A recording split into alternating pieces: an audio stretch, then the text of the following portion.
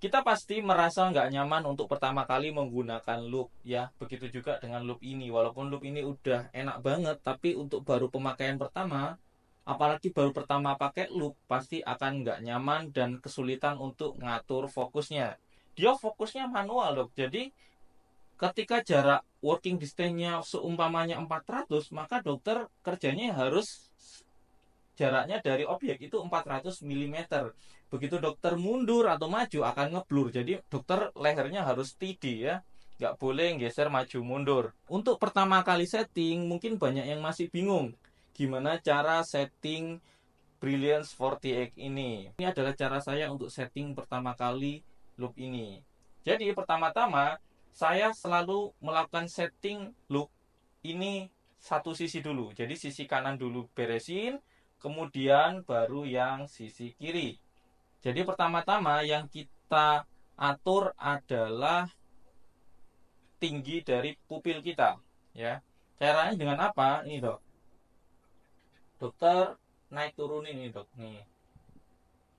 Sampai apa? Sampai atas dan bawah dokter ngelihat di sininya, di lensanya ini nggak ngelihat bayangan hitam di atas dan di bawahnya. Jadi benar-benar kelihatan bulat ya. Bulat atas bawah aja. Kita belum lihat kanan kirinya ya. Atas bawahnya nggak ada bayangan.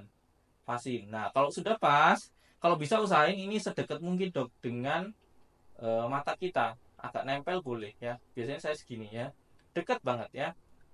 Harus dekat mungkin karena kalau kita pakai loop semakin dekat semakin bagus. Nah, setelah itu dokter setting jarak interpupil dokter ya. Dokter puter ini dok, nanti dia akan gerak menjauh ya, ini menjauh. Nih, perhatikan, menjauh dan mendekat. Sorry kebalik, ini mendekat ya ke tengah, ini ke lateral.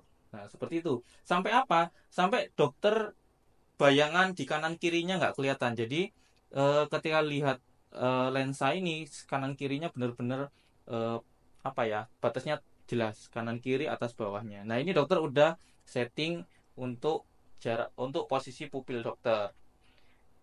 Kemudian yang kita atur yang sisi kanannya juga sama seperti itu. Jadi ketika ngatur sisi kanan, sisi kiri nutup mata dok. Begitu juga sebaliknya. Ya, kalau ini di setting, ini nutup mata, dokter setting dari sini. Dua itu aja dulu di setting. Nah, begitu sudah ketemu settingnya, kemudian dokter buka mata dua-duanya, dokter lihat.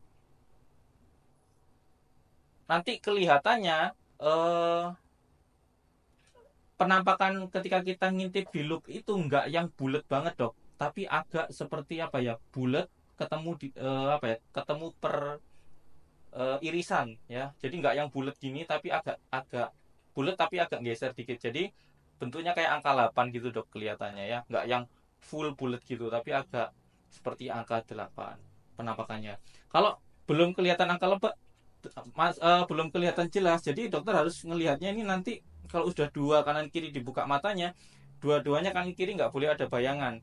Jadi dokter atur-atur lagi jarak interpupilnya ini dengan ini sama ini sampai kanan kirinya nggak ada bayangan ngeblurnya.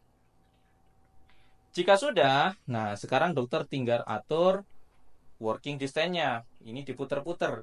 Nah, caranya gimana? Dokter kalau bisa ngetesnya langsung di pasien atau mungkin ada asisten dokter duduk di dental unit, posisikan ketika dokter mau ngerjain pasien ya. Nah, terus kemudian dokter target umamanya gigi insisif ya. Anggap aja di sini ya. Gigi insisif di sini ya, di sini ya. Nah, dokter atur mamanya, dokter posisikan dulu badan dan leher dokter tegak, kemudian dokter lihat ke gigi ini ya, terus kemudian dokter tutup mata lagi, yang sebelah kiri kita atur yang sebelah kanan dulu, dokter putar sampai kelihatan jelas gigi insisifnya ini. Nah begitu sudah, baru nanti dokter lanjutin nutup mata yang kanan, yang kiri dokter atur sampai kelihatan jelas. Begitu udah jelas, buka mata dua-duanya, dokter lihat ada yang kurang nyaman, ada yang kurang masih ngeblur, dokter tutup mata lagi, buka lagi, tajemin lagi, puter lagi ini sampai jelas. Ya ini diputar berkali-kali sampai jauh dok bisa. Ya seperti itu. Nah kalau sudah selesai, ya udah dokter bisa mengerjakan pasien. Seumpamanya dokter habis ngerjain anterior terus ngerjain posterior, biasanya dokter harus ngerubah ini lagi, Dok.